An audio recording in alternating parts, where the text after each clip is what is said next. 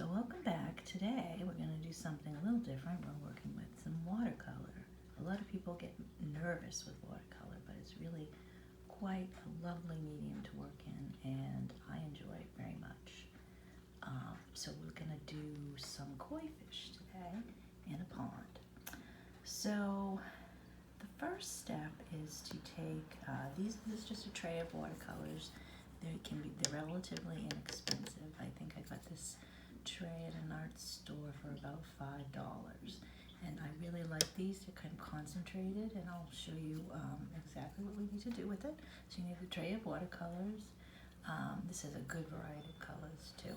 You need a pencil, and you need some water, and I'm just reusing a lid here, and I have my larger brush. That's all we're going to be needing today. I just have an old rag I use for dabbing my brush on, and we have half a sheet of watercolor paper, okay, which you can also get at a craft store, at art store, and you really don't have to pay that much for it. You just want to make sure it says that it's watercolor paper. Okay, and I'm also going to use a Sharpie, a thin marker. Okay, so first, I already started drawing out a koi, but we're going to do a couple of different kois. So they're really easy to do. All you have to do is you're going to start with the body. You're going to give them a little front area there, little nose or whatever it is. Do fish have noses? I don't know. And then you're going to give them kind of a fancy tail. And kind of go a little crazy with that. Okay, and then you're going to do a fin on the top. Going to give them two little eyes. You can kind of shade those in a little bit. Okay, and you're going to give them his side fins. Okay, see how simple that is? And then we're going to draw some detail in here, lines. And we're also going to do a few indications of scales. And you can have as many or as little as you like. We just want a little bit of an indication of a scale. Now, if you really want to make this picture kind of flow, you could actually have it look like another koi is kind of flowing off the page there.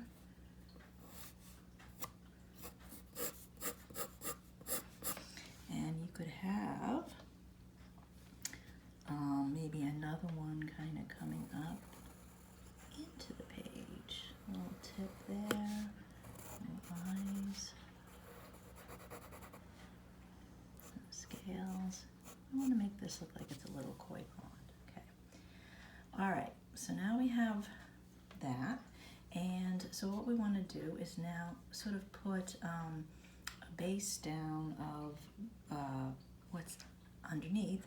The koi would be some pebbles, or so I'm just going to draw just a few to show you. It's really easy, and we don't even need to draw them all out. We're going to make a nice background. Nice pebbly little koi pond. Okay, just a few here, just so you get an idea. Okay, now it's time. Whoops, it's time to paint. So I'm going to go into my water, and we're going to start with some brown tones for those pebbles. So what we're going to do is I'm going to go into kind of a deeper brown. I'm going to kind of white it down, because what happens is the watercolors are dry, and each time you see I've used these quite a bit, they do dry, and then you just add water to refreshen them. And the more water you add, the lighter the color. Typically, you're not using white. If you've seen the other tutorials that I've done, we use a lot of white in acrylic painting, but you don't use a lot of white in watercolor. Usually lighten it up with water, and I'll show you how to do that. We're lightening it up a little bit here, but this is going to be a little more concentrated color. Okay, and what I'm going to do is I'm going to kind of go and sort of make a few rocks. I just did these to show you like basically, if you feel more comfortable having a little drawn rock out there, that's fine. Or you can kind of just, do your own thing like this. Just kind of put them around. And we want them to have sort of varying shades of brown. Okay. Just gonna do something like that. Okay. Now, we might want a few gray ones. So I'm gonna go up into my black here. And this is how we're gonna tone it down. I have a little, this is like the lid of the watercolors. And what you can do is you just pull out a little water. So you just go into the water and you pull it out and you put it in one of these little cell things here. And then you get a tiny touch of the color that you want, and you just sort of float it into there. See? Now this is gonna be a really light tone. So we're just gonna go see how light that is. And when it dries, it's very wet now, but when it dries, it's going to appear just that tone. Okay, so I'm just gonna put, now I want a little bit more intensity, so I'm gonna get a little more there. I'm gonna just put some more there.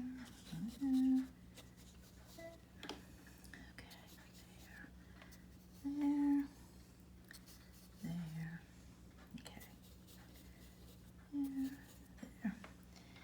All right, and you can really create any tones that you like, depending on how you feel the rock should look. Let's try a little bit of this sort of taupey color. Just gonna do that. Oops. Like I always say, it's hard to tape and paint at the same time, but we get it done. There we go.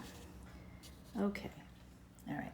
So those are my little indications of rocks. Now what I'm going to do is I'm going to start adding some color to the fish.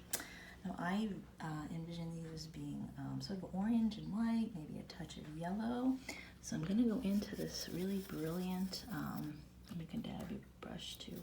See how you can even like clean out, you just see how dirty this one is, yeah, because I might have been blending. You can actually go and just clean it, move that, and then just wipe it on the rag there.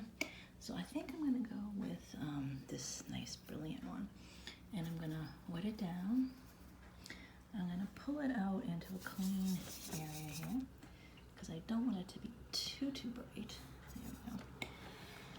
And I'm going to just kind of add some tones, so it can kind of be, I don't want too much, I just want the indication of a little bit of color there.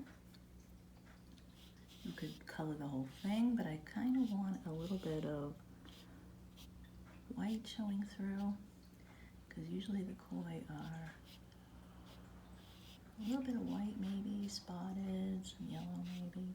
There we go. Okay, and then I'm going to do the same thing with this one. This time I'm going to kind of go across. I think I want a little more brightness. Add this here. I'm going to do right in here, down, a little bit around his eye. There, this one's going to have just a touch.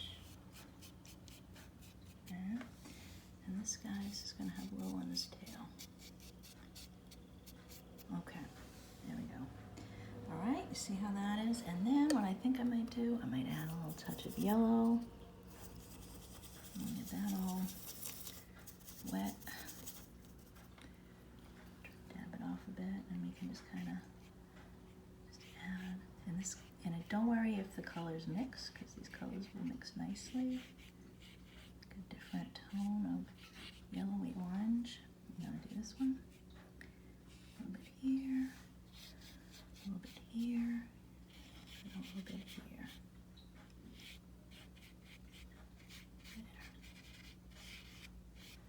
And you can do really whatever tones. I've even done these in blue tones. You could do that too. Okay, now for the sake of time, like I say, we don't have a lot of time, but I'm going to try to finish this up as best I can. and show you how to kind of do the rest of the background. So what I'm going to do now is, since this is sort of set, but it's still a little wet, I'm going to kind of go across. And I'm going to bring some of these tones, kind of like sand maybe in the background, okay? So I'm basically just painting with a little bit of water.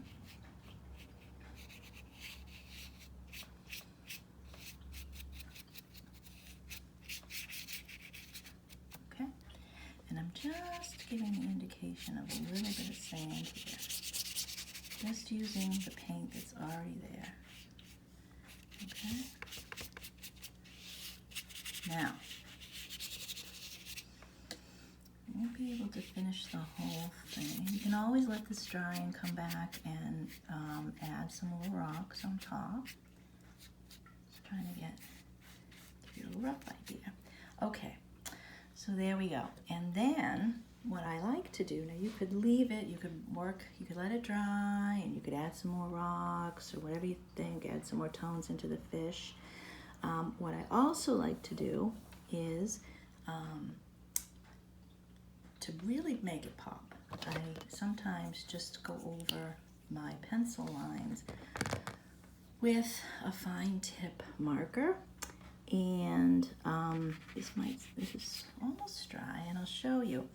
If you start to just, so I'm going to give him a little more eye there, okay, and I'm going to start going over the fin. Okay, see how it really starts to just make it pop? To the details with the fine marker. Get the little face there. And you really want to make sure you do this when it's dry, because otherwise the marker will kind of not want to work with you there on the wet paper. But there we go. And you really can see, you can just kind of make it extra fancy. And then you'd want to put some of the scales in, but you can already see that starting to pop. Okay, you could even outline, I want to make sure this is pretty wet still back there, but you could outline some of the rocks, you could make some little rock clusters. So really whatever you want to do. This is your picture, your fishies. So I hope I gave you at least a basic understanding of how to do this nice little painting. So go ahead, try it, see what you can do. I think you'll enjoy it, and we'll see you next time.